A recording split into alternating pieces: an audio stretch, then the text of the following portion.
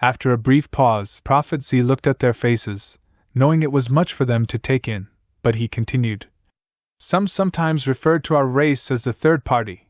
We are conscious beings that are telepathic, whose humanoid shape were born when it was written, "Let there be light," and it was light.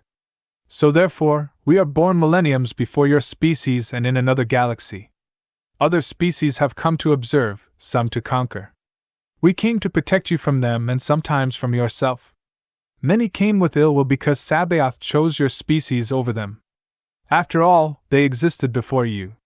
Yet you fight among yourself for the silliest reasons. Your species is the chosen race, the most incredible creation of Sabaoth. We're smarter, use a significant percentage of our brains compared to humans, and therefore are more intelligent than you. You have been envied and hated by many of Sabaoth's creations before you.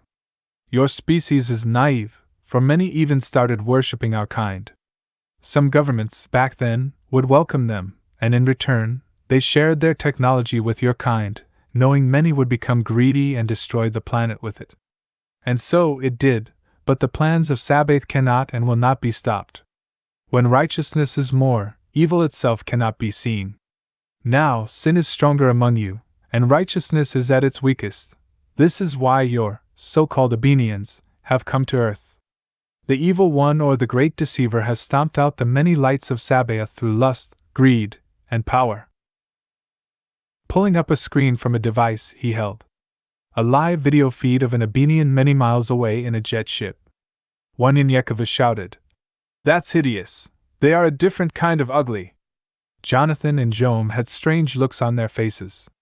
Joam said, "I have never seen an ugly Abenians. Both males and females are all beautiful."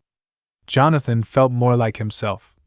"You got to be blind. What in the world do you see?" One Inyekova said. "That's not even human. I see a large hideous figure resembling human feces, with one enormous eye in the center and long eyelashes." Jonathan laughed. "How is it you don't see that beautiful creature?" "I'm with Joam. I have never seen an ugly Abenian." Prophet Z showed them another one in the frozen region of northern Greenland. "What is it you see?" One Inyekova said. "A black panther-looking creature with scales instead of fur with a hideous smile on his face. His paws are actually very small hands?" Jonathan laughed. "That's a fine ass, Abenian female." Prophet Z turned to Jonathan and Joam. "What you see is what they know how they looked before they fell from grace, and one Inyekova sees them as they are, for these are the fallen angels of Sabaoth, what you refer to as demons. Until you all are enlightened, you will not see them for what they truly are. Remember when I said earlier that when righteousness is greater, evil itself cannot be seen. Now, evil is more, and very few serve righteousness.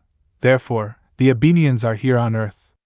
Well, before the Abenian, as you call them, came to earth, there were more righteous people, and their presence wasn't seen, but they were here in spirit and have been here since their fall, only possessing those who were truly evil. But the hearts of many have become cold. The preacher preaches prosperity instead of love. Technology led to laziness, greediness, perversion, and lust.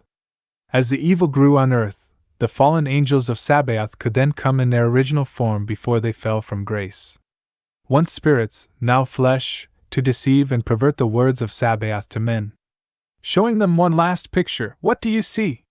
Millions of Abenians, said Elijah. Like when you stir up an ant bed. Elijah and Joy had said almost simultaneously, one Inyekova said. Minions. Prophet Z smiled, looked at one Inyekovu and said, "This is the South Pole, and there are twice as many on the North Pole. The cold weather prevents you from going there, but lower-class demons are waiting to destroy the earth. Just waiting to be called." Daniel had fallen asleep on Prophet Z, so he carefully placed Daniel on the air mattress and covered him. Only those enlightened can see the Abenians for who they are, so for the next 3 months, you are to stay here and train. You all are Sabaoth's children, his warriors. He has chosen you all. Pointing at Ibrahim's children. Be not discouraged because you are not familiar with this world, for all that you know will come in handy later. A surprise awaits you once you get to Arizona. Know this, Sabaoth has found favor in your family. This family and Wanyanyekevu and these two brothers are with you, and you all will teach and learn from one another. Wanyanyekevu will help you see evil, see the Abenians as they truly are, through enlightenment. He turned to Jonathan and Joan. You two were chosen to do a work that has not been seen since the days of old. You shall open the eyes of your people, Sabaoth's people. For all of humanity belongs to Sabaoth. In days past, they divided black from white, male from female, a mother from father. But listen carefully. Separation causes division, and division causes war.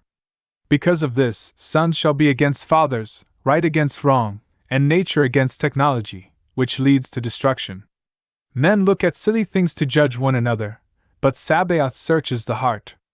Prophets he talked until dawn when he stood up. I must go now. He touched the sand around Wanyanyekevu's neck. I can rest now, for my promise has been kept, and now I shall see Sabaoth face to face.